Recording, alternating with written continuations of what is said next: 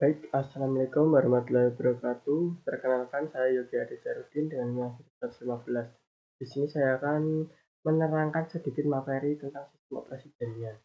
Nah, yaitu yang pertama, kita akan langsung lanjut aja ke materi. Nah, materi pertama yaitu pengertian jaringan komputer. Nah, jaringan komputer ini adalah sekelompok komputer yang saling berhubungan satu sama lain dengan menggunakan protokol komunikasi melalui media sehingga dapat saling bertukar informasi, perangkat lunak, dan perangkat keras. Kemudian, pengertian sistem operasi jaringan ini istilahnya dipopulerkan pada tahun 1980-an sampai 1990 dekade. Nah, jika didefinisikan, sistem operasi jaringan merupakan sebuah sistem operasi jaringan yang dituju untuk menangani jaringan, yang umumnya sistem operasi ini terdiri atas banyaknya layanan servis untuk melayani pengguna, seperti layanan berbagi berkas dan berbagi alat pencetak, DNS service, HTTP service, DHCP, remote service, dan lain sebagainya. Nah, ada pun fungsinya dari sistem operasi jaringan antara lain yaitu satu, menghubungkan sejumlah komputer atau perangkat lain ke sebuah jaringan. Yang kedua, mengelola sumber daya jaringan. Mengelola sumber daya jaringan yang meliputi berbagi pakai sumber daya software maupun hardware secara bersama-sama, pemrosesan terpusat, kemudian akses internet bersama. Nah, yang ketiga atau fungsi dari sistem operasi jaringan yaitu menyediakan layanan servis atau layanan yang diberikan oleh sistem operasi jaringan yang meliputi juga layanan DHCP atau Dynamic Configuration System. Ada komputer service yang mengakses IP address kepada klien yang meminta IP address dalam suatu jaringan. Nah, selanjutnya yaitu layanan DNS atau Domain Name Server, yaitu sebuah aplikasi service yang biasa digunakan untuk internet seperti web browser ataupun pengiriman email. Nah, selanjutnya yaitu FTP atau File Transfer Protocol, merupakan sebuah protokol yang berfungsi untuk saling menukar-nukar data atau menerima, menukar, atau mencopy data. Nah, kemudian yaitu layanan web server. Layanan web server ini merupakan sebuah perangkat lunak yang berfungsi untuk menerima permintaan HTTP atau HTTPS dari klien yang dikenal dengan web browser dan mengirimkan kembali dalam bentuk halaman web. Nah, adapun web yang keempat, yang kelima, yaitu layanan remote server atau merupakan sebuah layanan untuk mengendalikan server dari jauh.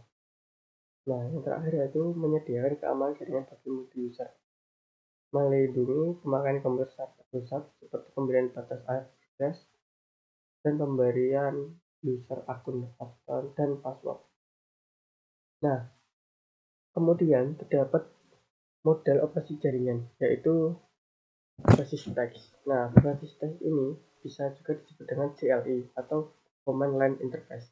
Merupakan sistem operasi yang tampilannya antar mukanya hanya menampilkan teks saja, atau berupa huruf, angka, dan karakter khusus.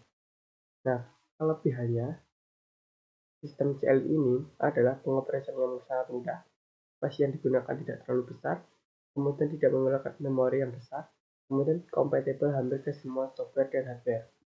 Nah, adapun kekurangannya yaitu model operasinya hanya berbentuk teks. Nah, kemudian tidak user friendly, kemudian tidak kompatibel terhadap software gratis. Nah, sistem ini juga bisa digunakan untuk Linux, Red Hat, Windows NT, Windows 2000, Windows Server 2003, Windows XP, dan Microsoft MS. Nah, kemudian ada beberapa macam-macam sistem operasi jaringan. Nah, di sini saya akan menjelaskan 5 saja ya. Yang pertama yaitu Bayern Fines atau Virtual Internet Network Server, merupakan sebuah sistem operasi jaringan yang populer pada akhir dekade 1980-an hingga awal dekade 1990-an.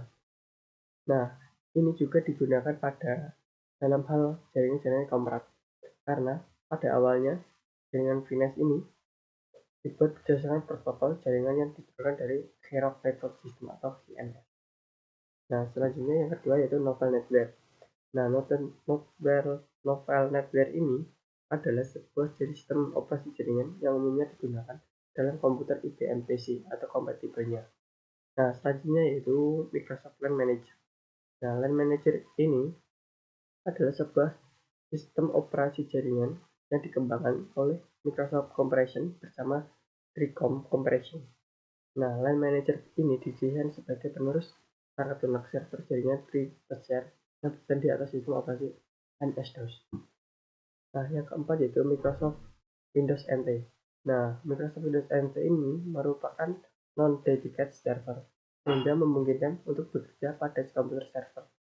Protokol jaringan menggunakan TCP/IP dan Windows NT merupakan sebuah sistem operasi 32 bit dari Microsoft yang menjadi leluhur dari sistem operasi Windows 2000, Windows XP, dan Windows lainnya. Nah, selanjutnya terakhir itu GNU Linux. GNU Linux ini adalah turunan dari Unix yang merupakan freeware dan powerful operating system, memiliki implementasi lengkap dari arsitektur TCP/IP. Nah, untuk lebih lanjutnya kita bisa langsung pelajari di link yang berikut ini ya. Selanjutnya yaitu ini ada satu video yang menjelaskan tentang sistem operasi jaringan. Nah, kita simak bersama-sama.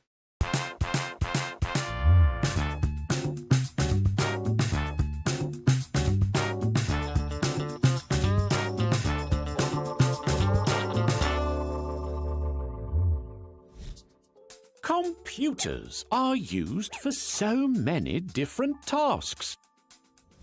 Playing games, watching videos, running calculations, communicating and collaborating. Computers today are a mixture of different types of hardware and software. But there is one program that brings them all together, and that's the operating system. To consider what the operating system is, let's go back in time to the invention of digital computers. They could handle around 5,000 complex calculations per second.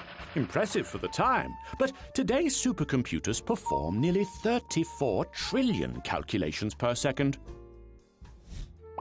Programs were written on punch cards, pieces of cardboard with holes. These were fed one at a time into the Central Processing Unit, or CPU, and enabled the earliest form of computer batch processing. In some cases, one person was in charge of making sure the cards were fed in correctly. Their job was to correct jams and schedule when the next program could be run. As computers became faster, they were able to process punch card tasks quicker than the cards could be fed in. There was another problem. Different computers' resources, that is, the components within them such as RAM and the devices attached to them such as printers, were all different from one another. A programmer had to write very different types of programs specific to the machine it would be running on. Was it this card? Or that card? Oh no, it's all getting a bit complicated, isn't it? The solution was to write a brilliant piece of software called an operating system, or OS. The OS would take over the tasks common to many programs. Today, operating systems control the hardware of the computer. They manage and allocate resources and provide an interface for the user. Go on then, turn on that computer and we'll see what happens. An OS is one of the first programs that runs when a computer is turned on. Most programs start the same way. The computer issues lines of code as commands to prepare all the important elements, like the screen and the network. The operating system holds the collection of all the common commands and segments them, rather like putting them into a library, from which the other regular programs can borrow codes. Mungkin itu saja materi yang bisa saya sampaikan. Apabila ada kurang lebihnya mohon maaf. Wassalamualaikum warahmatullahi wabarakatuh.